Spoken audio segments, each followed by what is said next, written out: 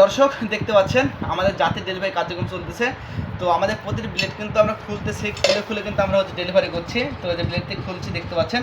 আসলে একটা ভিডিও যখন 2 মিনিট 3 মিনিট হয়ে যায় তখন কি হয়, দর্শক কিংবা আমাদের যে যুবকদেরকে ভালোবাসে তাদেরও দেখার রুচিটা হারা যায়, কারণ একটা ভিডিও কতক্ষণ তারা দেখবে। তো সেই কারণে কি হয়, আমরা আগে হচ্ছে ফ্রেমটা এই যে দেখতে পাচ্ছেন প্রতি নাট লাগানো আছে, আগে আমরা ফ্রেমটা খুলেভাবে লাগাইনি। হ্যাঁ, ফ্রেমটা খুলে লাগাই নেওয়ার পরে কিন্তু হচ্ছে আমরা ডেলিভারি করি।